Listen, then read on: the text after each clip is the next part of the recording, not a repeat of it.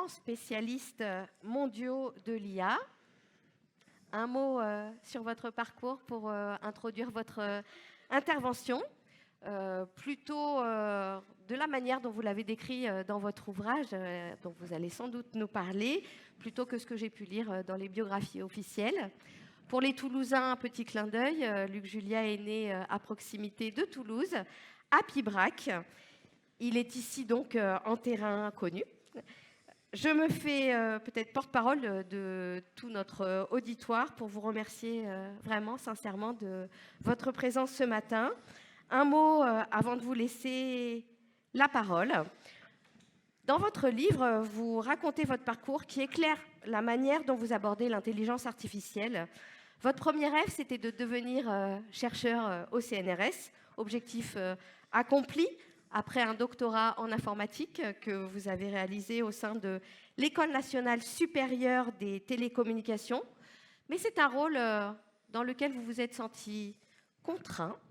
Je passe sur vos exploits sportifs en athlétisme, tout en soulignant que ce savoir-faire et ce savoir-être que vous avez acquis dans le sport vous ont été bien utiles dans votre vie professionnelle par la suite. Et on vous retrouve aux États-Unis, d'abord au Media Lab du MIT à Boston, puis dans la Silicon Valley, au SRI International. Vous êtes là entouré de personnalités qui, je vous cite, se réunissaient pour discuter, échanger, se stimuler, se disputer un peu aussi, mais finalement pour se dépasser, pour trouver des solutions ensemble, le tout dans une atmosphère de saine émulation. Peut-être est-ce éclairant aussi dans un parcours scolaire d'étudiants. Et c'est à cette période que vous initiez des projets, que vous créez plusieurs startups, certaines à succès et d'autres non, mais les échecs ne vous arrêtent pas. Ils font partie intégrante de la vie professionnelle, notamment aux États-Unis. Peut-être que vous reviendrez là-dessus. Et puis, on vous retrouve chez Apple, une entreprise dont vous n'appréciez pas particulièrement la culture, mais pour laquelle vous déployez cette fameuse commande vocale, Siri. Et puis ensuite, c'est une dizaine d'années chez Samsung. Et enfin, retour en France, à votre poste actuel, chez Renault. Votre credo, pour terminer, la technologie est prête pour assister les gens dans de multiples tâches quotidiennes. Alors, qu'est-ce que l'intelligence artificielle aujourd'hui? Luc Julia, à vous la parole. Merci beaucoup. Alors, effectivement, on va passer sur les slides. Ça, c'est moi. Je pense que dans la salle, je suis le seul gars qui a une chemise hawaïenne. Peut-être pas, non, je vois une. Et puis, je vais vous parler d'intelligence artificielle, mais je vais vous expliquer que l'intelligence artificielle n'existe pas. Alors, c'est un peu embêtant pour quelqu'un qui en fait depuis une trentaine d'années, mais celle qui n'existe pas, c'est celle dont on nous rebat les oreilles, on va dire, depuis une petite dizaine d'années, celle qui, ce que j'appelle l'intelligence artificielle de Hollywood, celle des films Terminator ou du film Her. Cette intelligence artificielle-là, elle n'existe pas, elle n'existera jamais. L'intelligence artificielle, telle qu'on pourrait la décrire si on veut utiliser ce vocable, c'est en fait une boîte à outils avec plein d'outils à l'intérieur. Et ces outils, ce sont des intelligences artificielles, on va voir ça. Mais pour comprendre un peu ce que c'est, on va faire un peu d'histoire et on va comprendre quand est-ce qu'on a décidé d'appeler ça intelligence artificielle. C'était en 1956. En 1956, des chercheurs très intelligents à l'université de Dartmouth se sont réunis et ont dit, on vient de modéliser mathématiquement un neurone. Alors, si j'ai un neurone, je vais avoir un réseau de neurones. Si j'ai un réseau de neurones, j'ai un cerveau. Si j'ai un cerveau, j'ai de l'intelligence. Je viens d'inventer l'intelligence artificielle. Alors, évidemment, cette démarche est complètement stupide. On va le prouver dans quelques secondes. Mais qu'est-ce qu'ils voulaient faire? Qu'est-ce qu'on voulait vraiment faire quand on disait qu'on allait modéliser l'intelligence? On voulait juste créer des robots, des machines qui allaient faire quelques tâches qui avaient l'air intelligentes, qui étaient des tâches intellectuelles, on va dire. On avait déjà des robots, on avait déjà des choses qui faisaient des tâches physiques, on va dire, qui nous assistaient dans ces tâches. Et là, on voulait nous assister, se faire assister dans les tâches intellectuelles. Et si on réfléchit bien, en fait, cet objectif, on essaie de l'atteindre depuis bien plus longtemps que 1956. Et je dirais que depuis l'Antiquité, on essaye d'atteindre ce but. Moi, étant donné que je suis français, franchouillard de base, je fais remonter l'intelligence artificielle, ou ce genre de technique, à 1642. Qu'est-ce qui s'est passé en 1642 ? 1642, c'est votre ami Pascal, qui a inventé la pascaline. Pascal, le mathématicien, philosophe, j'espère que je n'ai pas à revenir là-dessus. Et la pascaline, c'est quoi ? C'est la première machine à calculer. Première machine à calculer qui vous permet de calculer, de faire des additions et des soustractions. Alors comme ça, vous allez dire, est-ce que c'est vraiment une tâche intellectuelle de faire une addition et une soustraction ? Ben, on va tester tout de suite. 798 plus 1734. Perdu.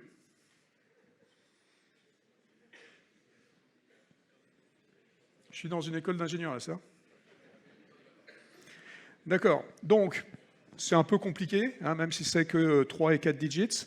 La machine, en 1642, elle aurait fait ça en 3 ou 4 secondes. Okay. Et elle aurait eu bon. Vous, si vous m'aviez donné un résultat, vous avez 60% de chance d'avoir faux. Voilà. Bon, je pense que ça, c'est réglé. Donc, tout ça pour dire que ces machines, elles servent quand même un peu à quelque chose, mais elles sont très spécialisées. Ici, celle-là, en l'occurrence, elle fait que des additions et des soustractions. D'accord ? Donc on va voir petit à petit que tout ce qu'on a fait, c'est créer ces machines qui vont être hyper spécialisées. Mais je vais revenir à mes amis de 1956 et essayer de comprendre pourquoi ils sont plantés, en fait. Parce que, évidemment, ça n'a pas marché, leur truc. Parce qu'ils ont essayé de faire quelque chose qui était certainement le plus compliqué qu'on puisse faire, enfin demander aux machines.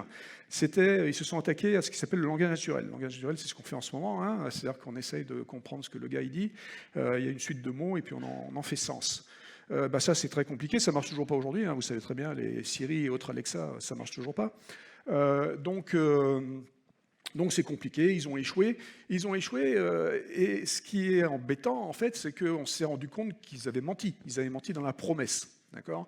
Et quand on ment dans la promesse ou quand on fait miroiter des choses qui ne peuvent pas arriver, on se retrouve dans des situations comme celle dans laquelle on s'est trouvé à ce moment-là. On est rentré dans ce qui s'appelle le premier hiver de l'IA.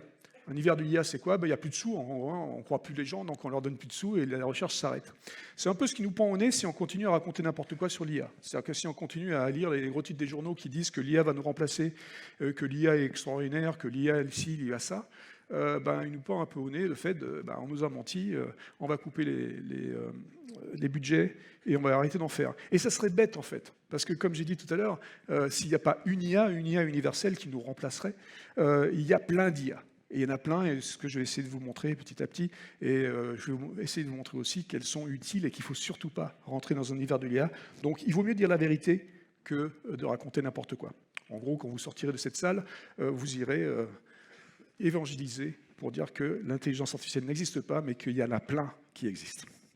Ok, donc on va continuer un peu dans l'histoire. Si en 56, en des années 60, on est rentré dans le premier hiver de l'IA, c'était l'IA statistique. Cette IA qui était la modélisation des neurones, qui a donc échoué. Et on est rentré dans ce qu'on va appeler l'IA logique. Et l'IA logique, c'est quoi ? C'est ce qu'on a appelé un peu plus tard, ou en même temps, en fait, les systèmes experts. Dans ces années 70, 80, 90, les systèmes experts, c'est des bases de règles, c'est-à-dire que c'est de la logique pure, si machin à leur truc. Et puis ça marchait pas trop mal, on a fait plein de trucs. Alors évidemment, il faut vous décrire toutes les règles, c'est très séquentiel, mais ça marchait pas mal. Ça marchait d'autant mieux qu'en 1997, par exemple, on est arrivé sur un système qui a battu le champion du monde aux échecs, Kasparov, qui s'est fait battre. C'est relativement impressionnant. Donc est-ce que c'est intelligent ? Je suis pas sûr, parce que ça joue quand même qu'aux échecs. Bon, les échecs, c'est une règle, c'est un jeu avec des règles, donc ça matche assez bien ce que peut faire un système expert. Et il y a 10 puissance 49 coups aux échecs, comme vous le savez certainement. Et donc ces 10 puissance 49 coups, on peut plus ou moins les modéliser dans la machine. On a des machines assez puissantes dans les années 90 maintenant, pour pouvoir faire en sorte d'avoir pas tous les coups en mémoire, mais d'avoir la possibilité de calculer de n'importe quel coup jusqu'au coup gagnant. Okay, donc, très bien, impressionnant. La machine bat Kasparov aux échecs. C'est bien. Dans les années 90, il y a un autre truc qui se passe, qui va remettre un peu à la mode, en fait, les intelligences artificielles statistiques dont je parlais tout à l'heure. Et donc, on va commencer à reparler de ce que vous avez entendu, ce qu'on entend aujourd'hui tout le temps, c'est machine learning qui revient à la mode. Et le machine learning, pourquoi revient-il à la mode? Parce qu'il y a un truc qui s'est passé au milieu des années 90, ça s'appelle Internet. D'accord. Alors Internet, il arrive avec quoi? Internet, il arrive avec son lot de données. Hein, et statistiquement, évidemment, si on veut faire des trucs qui sont pertinents, il faut avoir beaucoup, beaucoup de données. Et donc, quand Internet arrive, ça arrive avec beaucoup de données. Et dans les années, on va dire 2000, au milieu des années 2000, on fait du deep learning maintenant. Alors c'est encore pire que le machine learning, il faut encore plus de données. Et la machine est très très gourmande, et c'est super. Mais là, bon, on va voir qu'il va se passer des choses fantastiques sur ce Internet. Maintenant, tout le monde est sur Internet, d'accord? Et tout le monde poste des images de chats. Alors vous allez dire, c'est le mec, il a pété une durite. Non, non, non, vous allez voir, il y a une logique. Donc, tout le monde pose des images de chats sur Internet. Et donc, on se retrouve avec plein de chats. Mais ce qui est intéressant sur ces images de chats, c'est que les gens les postent en disant « c'est mon chat ». Donc, on sait que c'est une base de données de chats annotés. C'est-à-dire que c'est des chats. Les chats, c'est des chats, vous voyez. Donc, je poste en disant « c'est mon minou, c'est mon catou », je ne sais pas, bon, bref. Donc, c'est des chats. Okay, et on se rend compte qu'avec à peu près 100 000 images de chats, je peux faire un reconnaisseur de chats qui va reconnaître les chats à 98%. C'est super impressionnant. Moi, je déteste les chats, j'en ai rien à foutre, mais c'est pas le propos. Le propos, c'est de dire que maintenant, on est capable de faire quelque chose qui, effectivement, fait quelque chose qui a l'air intelligent. Reconnaître les chats, c'est quand même intelligent. Ou pas. Bon. Mais... en tout cas, on a créé un système qui, malgré le fait qu'il soit gourmand, reconnaît ses chats à 98%. Super. Mais là, on se dit, parlons à nos amis sociologues et demandons-leur combien, à nous, humains, il nous faut d'images de chats pour reconnaître les chats. Est-ce que vous avez une idée? Alors, toi, tu es exclu. Les autres? Une, c'est pas mal, ouais. Alors une, ça serait compliqué parce qu'il faut quand même comparer à autre chose, quoi, peut-être. Donc, en fait, la vérité, c'est 2. D'accord? Ma fille de 2 ans, il lui faut 2 images de chats pour reconnaître les chats à 100%. Hein? Alors, parce qu'elle va reconnaître aussi les chats la nuit. Ce que la machine ne peut pas faire, parce qu'il y a rarement des gens qui ont posté des chats sur Internet qui sont des chats photographiés la nuit. Parce qu'on ne les voit pas. Vous voyez? Donc ça ne sert à rien de poster des images, mais bon, ce n'est pas très grave. Mais en tout cas, là, nous, on va reconnaître les chats à 100%, on va reconnaître les chats la nuit, on va reconnaître les chats qui sont même dessinés par Picasso. Ça, je ne suis pas sûr, mais il paraît. Donc, voilà. La chose ici qu'on est en train de dire, c'est que ces méthodes d'intelligence artificielle, d'accord, qui sont les méthodes statistiques dont on parle aujourd'hui, n'ont strictement rien à voir avec les méthodes de notre intelligence à nous, de notre cerveau. D'accord? Ça n'a rien à voir. Et pour ça, je vais vous donner notre exemple, qui date d'une dizaine d'années plus tard, puisqu'en 2016, cette fois-ci, il y a la machine qui s'appelle DeepMind, cette fois-ci, qui bat le champion du monde de Go au Go. Alors ça, c'est intelligent. Parce que le Go, c'est rigolo, mais le Go, c'est compliqué surtout. Si vous demandez aux mathématiciens combien il y a de coups de Go, alors vous vous rappelez aux échecs, 10 puissance 49, si vous demandez aux mathématiciens combien il y a de coups de Go au Go, ils vont vous dire il y a entre 10 puissance 200 et 10 puissance 600 coups. Bon, ça fait beaucoup de différence. Donc en gros, ça veut dire qu'on n'en sait rien. Okay, donc on ne sait pas combien il y a de coups, on peut dire qu'il y a une infinité de coups. Il y a des coups de Go aujourd'hui qui n'ont été jamais joués dans l'humanité. Okay, donc beaucoup, donc très compliqué. Donc du coup, on ne peut pas avoir le même système, on ne peut pas avoir un système expert qui va jouer au Go. D'accord ? On va prendre un système statistique, donc on va utiliser du machine learning, du deep learning pour jouer au Go, très bien. On ne va pas rentrer dans les détails de l'algorithme, mais on va regarder la machine cette fois-ci. DeepMind, enfin AlphaGo, qui est la machine qui fait tourner le programme DeepMind. Alors elle est très intéressante cette machine parce que c'est 1500 CPUs. Les CPUs, c'est les chips, c'est les puces qui sont à l'intérieur de l'ordinateur. Donc 1500 puces. C'est 300 GPUs. GPUs, c'est les autres types de puces graphiques qui permettent de faire du calcul matriciel, qui est très important quand on fait du machine learning. Et puis, il y a même un autre type de bestiole encore qui s'appelle les TPUs, une trentaine de TPUs à l'intérieur. C'est des TensorFlow Processing Unit. C'est le machin qui fait du TensorFlow, qui est une des méthodes qu'on utilise pour faire du deep learning. Très bien. Donc, en gros, c'est 2000 ordinateurs, le machin. 2000 ordinateurs pour jouer au Go. 440 kilowatts. 440 kilowatts pour jouer au Go. Parce que ça joue qu'au Go, le truc. Ça fait que ça. Okay, donc 440 kilowatts pour jouer au Go. Et là, la question qu'on peut se poser, encore une fois, pour faire le parallèle avec ce qu'on a dit tout à l'heure à propos de l'humain, le petit Coréen qui est champion du monde, qui est en face, là, qui va se faire ratatiner par la machine, qu'est-ce qu'il a, lui ?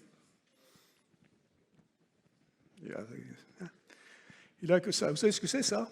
Pour la plupart d'entre nous, hein, pas tous, mais pour la... Ouais. Donc, ça, c'est 20 watts. D'accord? 20 watts contre 440 kilowatts. Et en plus, le petit Coréen, là, non seulement il joue bien au Go, quand même, il est champion du monde, mais il parle. Ce qui est impressionnant, vous voyez, parler, vous vous rappelez, hein, c'est compliqué. Il fait la cuisine, enfin, il fait d'autres trucs, quoi. Okay, la machine à 440 kilowatts, elle ne fait que jouer au Go. Donc ça va nous poser des questions sur...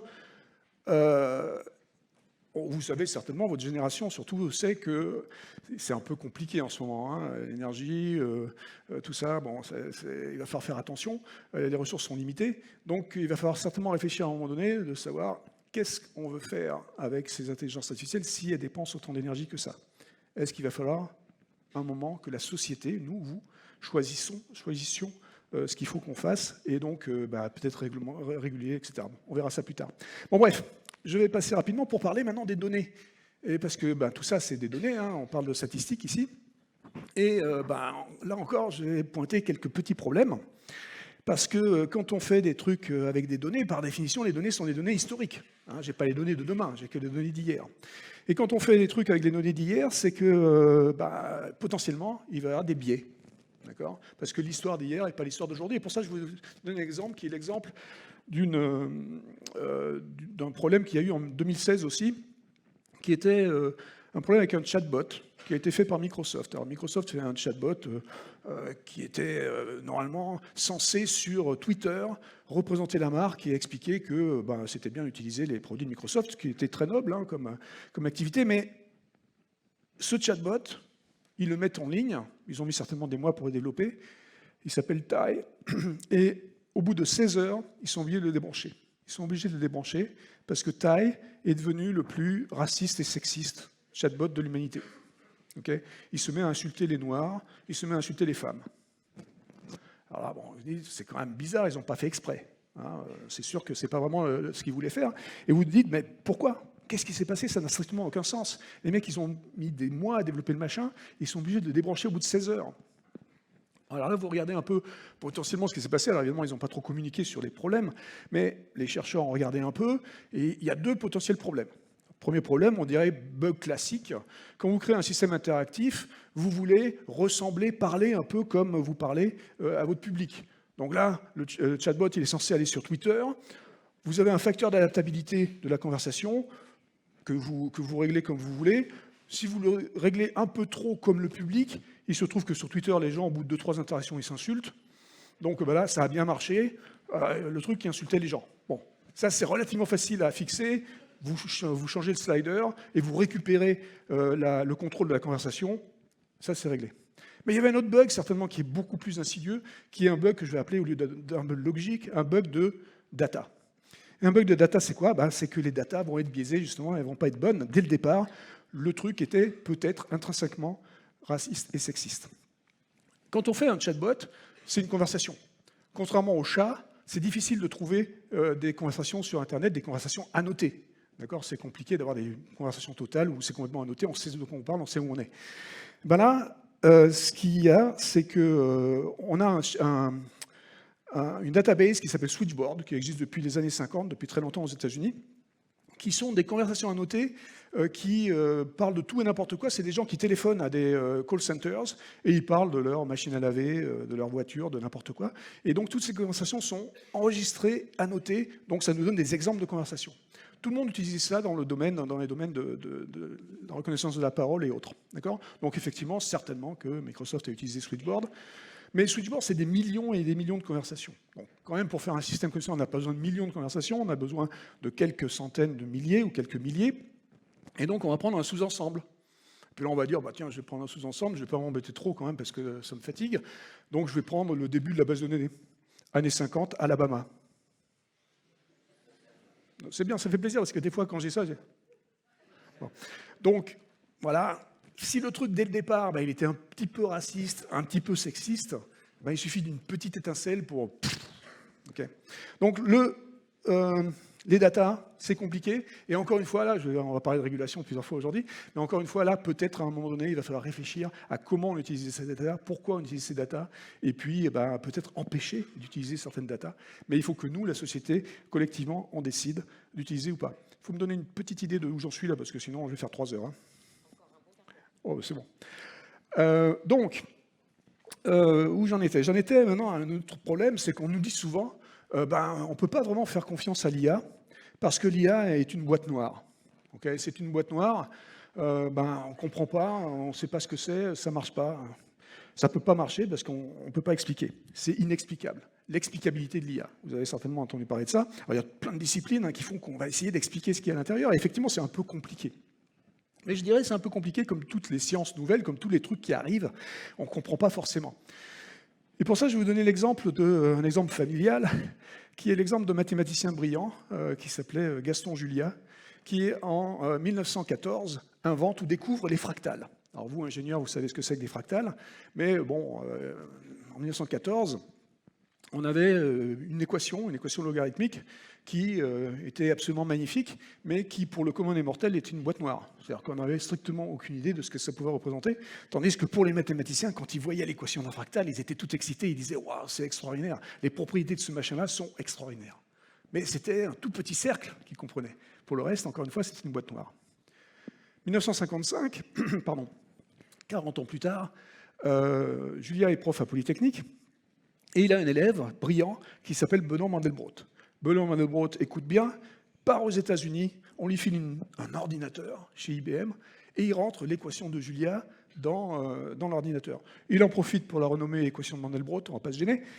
Et donc, là apparaît à l'écran cette fougère extraordinaire que vous connaissez tous, quand j'ai parlé de fractal, vous avez eu la représentation mentale de cette fougère extraordinaire qui montre sa propriété. Parce qu'à chaque niveau de la fougère, on voit une autre fougère, une autre fougère, une autre fougère. Pour ceux qui ne savent toujours pas ce que c'est comme la vache qui rit, si vous voulez. Ça s'appelle la récursivité, le truc. D'accord ? Donc cette propriété extraordinaire que personne n'avait compris en 1914, ou seulement ceux qui faisaient des mathématiques avaient compris en 1914, elle est devenue évidente pour le commun des mortels, et la boîte noire est devenue une boîte transparente.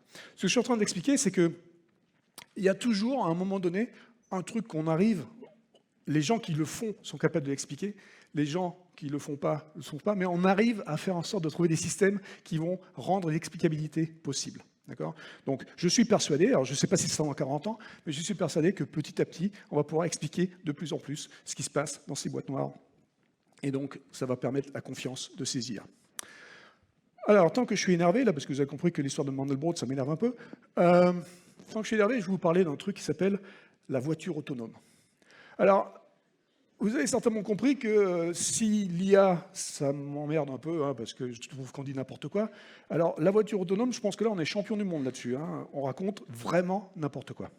Alors, il y en a un qui s'appelle Elon Musk, en l'occurrence, qui pousse ça, et c'est sa pub, c'est très bien, mais il parle de voiture autonome depuis 2018, il dit « la voiture autonome, c'est pour demain ». D'accord ? Et ça arrive à la voiture autonome, on parle de la voiture autonome niveau 5, d'accord ?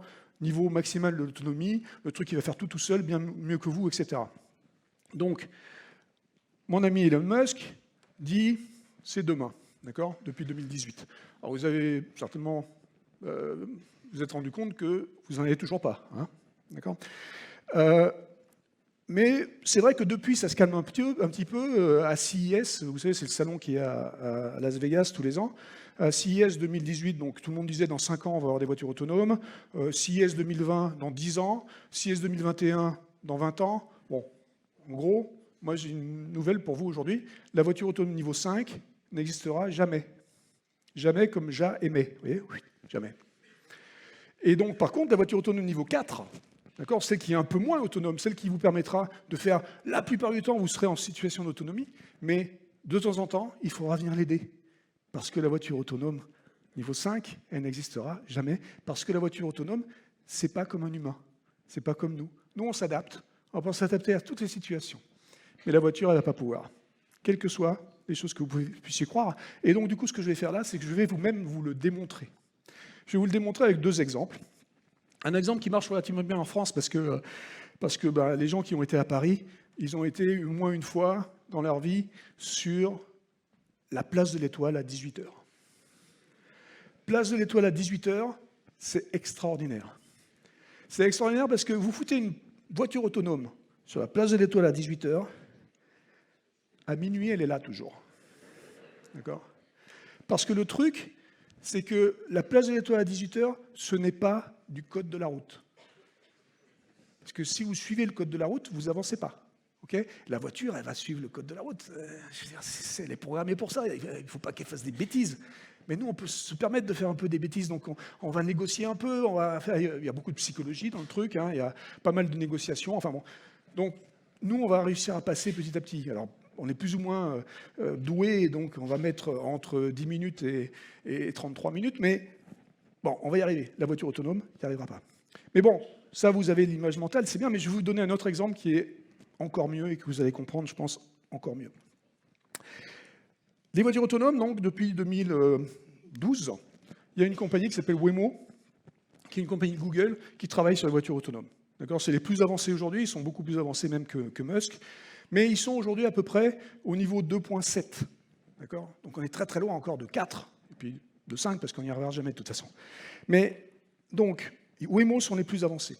Ils ont des milliers et des milliers de miles qu'ils ont conduit en situation d'autonomie, plus ou moins, avec des caméras qui prennent donc les films de ce qui se passe sur les rues pour pouvoir apprendre les systèmes. D'accord ? C'est comme ça qu'on va faire l'apprentissage. Et donc en 2018, le CEO, l'ancien CEO de Waymo, a dit « Je vais mettre online pour la communauté toutes les vidéos qu'on a prises, les 10 millions de miles de vidéos qu'on a prises depuis le début. » Aujourd'hui, il y en a 18 millions de miles qui sont disponibles pour les gens qui veulent faire de l'apprentissage des voitures autonomes. Donc le gars, il met ça online. Et donc, évidemment, des gens comme moi, on se précipite dessus pour regarder un peu ce qu'il y a dedans, quoi. Et franchement, il ne m'a pas fallu longtemps pour trouver ce que je vais appeler une pépite qui va démontrer que j'ai raison. Et cette pépite, évidemment, je n'ai pas eu le temps de regarder les 10 millions de miles, hein, ça fait un peu long, même en accéléré. Mais cette pépite, la voilà. C'est une voiture qui roule dans les rues de Mountain View. Mountain View, c'est là où il y a Google, dans la Silicon Valley. Et donc, il ne se passe rien. C'est chiant comme la mort, Mountain View. Hein. Et donc, la voiture roule. C'est une rue inintéressante, il ne passe rien. Et la voiture s'arrête, au milieu de rien. 2-3 secondes après, elle avance de 2-3 mètres et elle s'arrête. Refait 2-3 fois, 4 fois. Aucun sens. Il y a toujours un gars qui est à l'intérieur de la voiture, il y a un safety driver, on appelle ça, donc c'est quelqu'un qui reprend le volant s'il se passe quelque chose. Donc là, il reprend le volant, il s'en va, parce que les mecs derrière, ils devaient être un peu embêtés, parce que le gars, il s'arrête pour rien, quoi. Et là, vous regardez un peu la vidéo en détail, et vous dites, est-ce que c'est vraiment pour rien qu'il s'arrête ? Et vous voyez que sur le trottoir, il y a 2 gars qui marchent. Bon, 2 gars qui marchent sur le trottoir dans la même direction que la voiture. Okay. Mais vous regardez bien encore la vidéo, vous regardez mieux, et vous voyez qu'un des 2 gars qui marche sur le bord de la route, sur son épaule, il a un panneau stop. Alors, vous voyez un bouffon avec un panneau stop sur le bord de la route, vous vous arrêtez pas. Enfin, si vous arrêtez, il faut venir me voir après, là. Hein, parce qu'il y a quelque chose. La voiture, qu'est-ce qu'elle voit ? Elle voit un panneau stop. Et puis un panneau stop. Et puis un panneau. Voilà.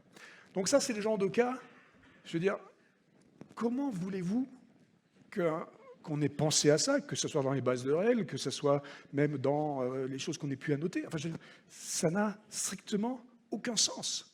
Ça n'a aucun sens pour une voiture logique, pour une voiture qui a vu des trucs, qui doit faire des trucs, qui doit suivre un code. D'accord ? Pour nous, on s'adapte. Nous, on est intelligents. Je pense que c'est la différence essentielle entre nous et ces voitures, ces systèmes. C'est que nous, on est capable de faire quelque chose, de réagir. Des fois, c'est purement émotionnel, c'est purement des choses qu'on ne peut pas expliquer. Hein, mais si nous, on ne peut pas l'expliquer, vous pouvez imaginer que c'est difficile de l'expliquer aux machines. Bon, bref. Je suis OK ? 5 minutes. Ouf. Alors, puisqu'on a 5 minutes, on va parler 5 minutes de Siri. hein, parce qu'on me dit toujours, il faut que je parle de Siri. Donc, je vais parler de Siri et je vais vous expliquer en fait que Siri, on n'était pas très finaux. Hein. Déjà, ça date de 1997, contrairement à ce qu'on peut croire, c'est pas 2011, hein, c'était il y a 2 jours l'anniversaire des 10 ans de Siri. Mais ça date de 1997, donc on a fait les premiers systèmes. Et les premiers systèmes n'étaient pas très bons. Hein. La reconnaissance de la parole, c'est un truc compliqué, hein, ça ne marche pas très bien. Et donc, effectivement, le système ne marchait pas très bien. Et ce qu'on a fait, c'est que, comme on savait que ça ne marchait pas très bien, on a essayé d'humaniser le système. On a essayé de dire, quand ça ne marche pas bien, comment on fait, nous, humains? Quand ça ne marche pas bien, nous, humains, il y a ce que j'appelle la théorie de la boîte de nuit. C'est un peu compliqué, mais je vais vous expliquer la théorie de la boîte de nuit. La théorie de la boîte de nuit, vous êtes dans boîte de nuit, vous voyez, donc il y a du bruit. Donc ça veut dire que vous comprenez à peu près 50% de ce que le gars qui est en face ou la fille qui est en face vous raconte. D'accord? Donc compliqué. Et en même temps, vous êtes un peu bourré quand même. C'est quand même le but du machin. D'accord? Donc, vous êtes bourré et vous comprenez la moitié de ce qu'on vous dit. Mais à un moment donné, vous dites, il y a quelque chose à faire là. Il y a un truc, voilà, donc vous êtes accroché sur le machin. Et donc, voilà, la personne vous parle et tout. Et puis, après, c'est à vous. À un moment donné, c'est à vous de parler. Et là, vous avez compris 50% du truc. D'accord? Donc, vous avez la réaction du théorème de la boîte de nuit qui s'appelle la réaction de stupidité artificielle. Donc, la personne vous parle, le truc, elle attend, c'est à vous maintenant. Et vous n'avez aucune idée de ce qu'il faut dire. Donc, c'est quoi? Ça fait... Voilà. Donc ça, c'est la stupidité artificielle qu'on a rajoutée dans Siri. Et donc, Siri, quand elle ne comprenait rien, ce qui arrivait quand même 15% du temps, elle vous racontait une petite blague, elle vous disait un truc qui n'avait rien à voir avec le schmilblick, et ça a fait marrer les gens, 300 millions d'utilisateurs en 1 an. Ouais, ça dit quelque chose sur nous, ça, quand même. Hein, mais bon. Ça, c'est un autre problème. Mais tout ça pour dire que c'est aussi un peu notre faute si Siri est devenue un peu trop humaine, si on a fait le film Her, qui a fait croire qu'éventuellement on pouvait tomber amoureux de son assistant vocal. Ça ne sert à rien. Hein. Mais voilà, donc il faut faire attention, ces machines-là, elles ne comprennent rien, d'accord, elles ne sont pas fines du tout, et donc il ne faut pas s'y attacher. Mais donc, l'intelligence artificielle, le langage naturel, c'est compliqué, ça ne marche toujours pas, ça ne marchera jamais. Alors pour conclure, je vais juste vous dire 2-3 mots sur ces intelligences artificielles, ce que c'est. Alors moi, j'aime bien appeler ça en fait l'intelligence augmentée, mais ce n'est pas le domaine qui est l'intelligence augmentée, c'est nous qui sommes augmentés par ces intelligences. D'accord? Et on est augmenté par ces intelligences parce que ces intelligences, ce n'est pas autre chose que ce que j'ai dit tout à l'heure, ce sont des outils. D'accord? Ce sont des outils, et comme dans toutes les boîtes d'outils, chacun des outils sont excessivement spécialisés. D'accord? Le tournevis, le marteau, la scie. Et ces outils sont très spécialisés et ils vont faire très très bien, mieux que vous, par définition, la tâche à laquelle vous allez vouloir l'assigner. D'accord? Donc je vais prendre le marteau, qui est mon outil préféré. Et le marteau, il plante le clou bien mieux que votre poing, ça fait moins mal. Et donc il fait la tâche correctement. Mais le marteau, surtout, on peut l'utiliser correctement pour planter le clou, mais on peut l'utiliser aussi, à mauvais escient, pour taper sur la tête du voisin. Et ça, c'est pas bien. D'accord? C'est pas bien, mais on ne sait pas forcément que c'est pas bien. Donc la société, nous, à un moment donné, il faut qu'on décide si c'est bien ou pas. D'où régulation, encore une fois, on en parlera plus tard. Okay? Donc, il faut réguler les usages, il faut comprendre comment ça marche, il faut qu'on s'éduque, surtout c'est ce qu'on fait aujourd'hui, d'accord? On s'éduque sur ce que c'est vraiment l'intelligence artificielle, ce que c'est pas, et donc comprendre comment ça marche. Mais à la fin, le marteau, comme tous les autres outils, c'est nous qui tenons le manche, d'accord? Donc c'est nous qui décidons comment on l'utilise, c'est nous qui décidons comment il ne faut pas l'utiliser, et c'est nous qui nous éduquons de la façon dont on utilise le mieux ces outils et de la façon dont on doit expliquer aux autres comment les utiliser et de la façon dont on va collectivement prendre ces décisions, réglementer ou pas les usages de ces outils, de l'intelligence artificielle, des intelligences artificielles. Merci beaucoup. Merci.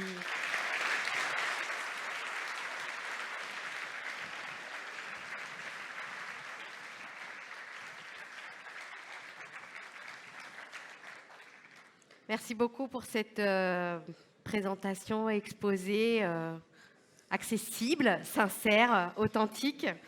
Je vous propose de prendre le temps de prendre quelques questions qui nous sont arrivées via la connexion. Et on souligne notamment, est-ce que l'on peut dire que l'IA sans data est la meilleure version d'elle-même ? L'IA sans data, c'est compliqué aujourd'hui, parce que quand on parle d'IA, on parle de deux grandes familles, comme j'ai dit, hein, deux grandes familles mathématiques, qui sont la logique et les statistiques. Les statistiques sans data, ça ne veut rien dire. Et la logique, c'est quand même aussi des data, parce que c'est des règles. Les règles, c'est des data. D'accord. Donc, l'IA sans data, ça va pas le faire. D'accord. Donc, c'est évidemment basé sur des choses qu'on a connues et qu'on essaie de comprendre. Par contre, l'IA avec moins de data, c'est certainement quelque chose qui, moi, m'intéresse, parce que vous avez compris aussi, 440 kW pour faire un jeu débile, c'est peut-être pas exactement comme ça qu'on utilise le mieux l'énergie. Donc il va falloir, à un moment donné, réfléchir à d'autres méthodes, des méthodes certainement nouvelles, qui vont permettre d'être plus frugaux en termes de data, ou d'utiliser les data là où elles sont, au lieu de les amener dans les data centers et de faire quelque chose avec, parce que tout ça, ce transport, ce stockage et tout ça, ça coûte très cher. Ça coûte très cher en énergie, ça coûte très cher en calcul, etc. Donc l'IA, ça ne sera pas sans data, mais l'IA avec une data plus frugale, moins de data, et peut-être à l'endroit où elle se trouve, ce sera définitivement quelque chose d'intéressant. On oppose big data et small data? Alors on n'oppose pas vraiment parce qu'on ne parle pas aujourd'hui de small data. Peu de personnes en parlent encore parce que le problème de l'IA aujourd'hui, le problème du big data, hein, donc du fait qu'on l'utilise statistiquement comme ça, c'est que c'est trop facile à utiliser. D'accord. Le big data, enfin, il y en a plein d'entre vous qui utilisent dans cette école ici ces méthodes. C'est quand même assez facile. Vous prenez une base de données, vous avez les datas qui sont à disposition, elles sont là. Vous prenez des algorithmes sur les étagères, et puis voilà. Donc, on ne pense pas au fait que ça soit justement si gourmand et si embêtant. Pardon. Donc on va y arriver petit à petit, on va s'en rendre compte petit à petit, surtout quand on va se rendre compte aussi que l'énergie est une ressource limitée. Et donc, on va devoir opposer small data et big data à un moment donné. Et moi, je pense qu'il va falloir qu'on fasse avec le small data de plus en plus. Ce serait une manière de traverser un hypothétique nouvel hiver de l'IA? Je pense que, franchement, au stade où on est aujourd'hui, ça va être compliqué d'avoir un hiver parce qu'il y a tellement d'utilisation de l'IA dans tellement de domaines différents, c'est qu'il y aura toujours une petite flamme quelque part qui continuera à exister. Donc je ne pense pas qu'on va rentrer dans un hiver, mais je pense qu'on pourrait rentrer dans un hiver si toutefois on se rend compte que l'IA est trop gourmande, on ne doit plus utiliser ces méthodes-là. Mais en utilisant les méthodes hybrides, qui sont peut-être de la vieille IA, ce que l'on va appeler la vieille IA, qui est le système expert, et puis donc la logique et faire une hybridation avec des statistiques, je pense qu'on a une chance de raviver la flamme. C'est un des axes de recherche toulousain d'essayer de définir une IA hybride, mélange de logique et de données. Autre question autour des biais. Comment est-ce que vous avez adressé le sujet des biais dans l'IA dans le cadre de votre travail sur Siri? Et puis peut-être, comme vous l'avez dit dans votre exposé, comment est-ce qu'on corrige les biais? Alors bon, dans Siri, franchement, nous, on n'avait pas pensé aux biais à l'époque, parce que c'est comme tous les scientifiques, on se concentre sur quelque chose, on est excité sur ce quelque chose, et on ne voit pas forcément les problèmes au moment où on le fait. Mais notre travail de scientifique aussi, c'est à un moment donné de dire quand on voit ces biais, quand on les découvre, quand on découvre les problèmes, et le problème du biais en l'occurrence, il faut le dire, il faut expliquer. Et donc ici, le problème du biais, c'est quand même un problème super compliqué, parce que quand vous vous rendez compte d'un biais, vous allez vous dire, c'est fastoche. Je vais débiaiser, d'accord? Mais au moment où vous dites je vais débiaiser, ça veut dire quoi? C'est-à-dire que vous allez introduire votre propre biais, d'accord? Donc s'il y a une base de données qui vous semble un peu trop raciste ou je ne sais pas quoi, vous allez dire tiens, je vais enlever ces trucs-là et je vais mettre ça. Mais ça, c'est des décisions que vous prenez vous. Donc ces décisions, à partir du moment où vous les prenez, vous ajoutez votre propre biais. Et d'où, là, on parle d'éthique. On va parler d'éthique personnelle, donc moi, scientifique, je fais attention, je fais ça, mais vous travaillez pour une société, donc il va y avoir une éthique de la société, de la compagnie dans laquelle vous êtes. Donc est-ce qu'il y a une éthique de la compagnie? Peut-être. Après ça, on ne peut pas vraiment parler d'éthique de l'État ou d'éthique de la société, donc de nous, mais on va parler plutôt de réglementation à ce moment-là, où on va essayer de réguler et de savoir... oui, on peut débiaiser comme ça et biaiser comme ça. Mais bon, là, évidemment, vous comprenez que c'est un problème excessivement compliqué parce que ça va dépendre de la culture, ça va dépendre de plein de choses différentes. Le biais en Chine n'est certainement pas le même biais qu'en Europe. Aujourd'hui, ce sont essentiellement les mathématiciens qui travaillent sur ces questions. Est-ce qu'il faut élargir le cercle de réflexion? De toute façon, pour moi, c'est très clair. Les équipes multidisciplinaires, c'est la seule façon de travailler correctement. Les mathématiciens, ils sont gentils, hein, j'en suis un, donc c'est super. Mais on ne sait pas tout. Et surtout, on est biaisé nous-mêmes avec notre propre discipline.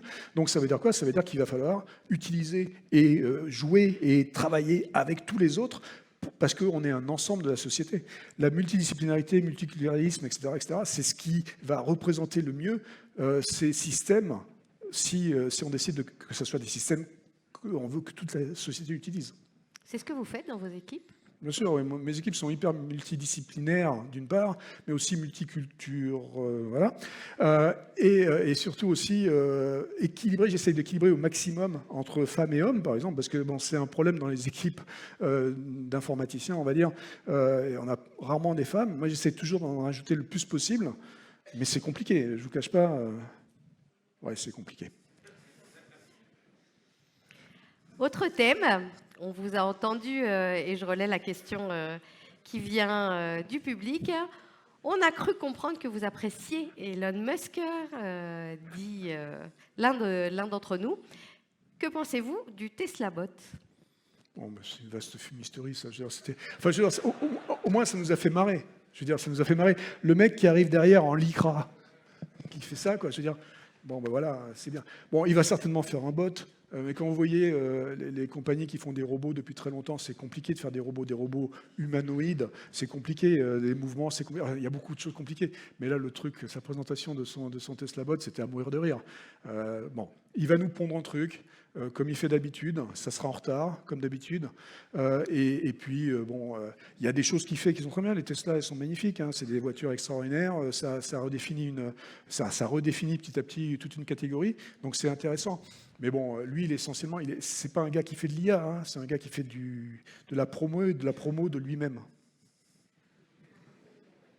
Est-ce que ça participe de la mauvaise compréhension ou des mauvaises interprétations de l'intelligence artificielle? Ouais, c'est un des problèmes de l'intelligence artificielle qui n'existe pas, de celle qui est le petit robot là en lycra qui fait ça. Je veux dire, celle-là, je vais vous dire, on a du temps avant. Hein.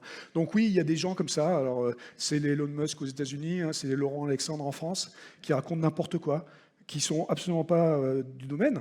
Ils sont pas, et c'est pas des gens qui font de l'intelligence artificielle, c'est des gens qui font encore une fois de la tchatch. Okay, donc bon, voilà, il faut les contredire, les contrecarrer, leur expliquer ce que c'est, enfin expliquer aux gens, aux vrais gens ce que c'est, et écouter des gens comme Yann Lequin, par exemple, hein, qui est l'icône de la nouvelle intelligence artificielle depuis les années 90. Lui, il sait de quoi il parle. Donc il vaut mieux écouter Yann Lequin que Laurent Alexandre. Merci. Je relais une autre question. Merci pour cette vulgarisation de l'IA de façon accessible au grand public. Quel pourrait être l'apport de l'ordinateur quantique dans le développement des IA du futur? C'est une super question. Hein. Là, aujourd'hui, j'en sais rien. Hein. Je ne vais pas vous dire que je sais quoi que ce soit, mais ce qui est sûr, c'est que l'ordinateur quantique se rapproche, par définition, de la physique. D'accord ? Donc, le problème qu'on a avec les approches des ordinateurs aujourd'hui et de l'intelligence artificielle aujourd'hui, c'est que, comme on a dit tout à l'heure, c'est des mathématiques, soit logiques, soit statistiques. Et donc, ces ordinateurs, c'est des 0 ou des 1, c'est des mathématiques. Hein, d'accord ? Le quantique, c'est plus des mathématiques. Le quantique, c'est de la physique. Et donc, quand on va réfléchir à la structure de notre cerveau, et les gens qui s'occupent du cerveau et qui étudient le cerveau, ils vont vous dire qu'on connaît entre 20 et 40% de notre cerveau. Ça veut dire qu'on comprend encore pas très bien comment ça marche, ce truc. Hein. Mais ce qui est sûr, ce qui est évident même, c'est que le cerveau, c'est pas des mathématiques. D'accord ? Le cerveau, on en sort les mathématiques, mais c'est pas fait en mathématiques. Par contre, le cerveau, c'est fait en physique. D'accord ? C'est de la biologie, oui, d'accord, mais c'est de la physique. Okay ? Et donc, du coup, si on arrive à avoir une représentation du cerveau, elle sera certainement beaucoup plus proche, si elle est les représentations physiques, que mathématiques. Et donc, du coup, quand on aura la maîtrise de l'ordinateur quantique, et c'est pas tout de suite, hein, c'est compliqué, parce que l'ordinateur quantique, c'est compliqué à juste appréhender et à contrôler, parce que c'est compliqué. Hein, cette fois-ci, c'est tous les états entre 0 et 1.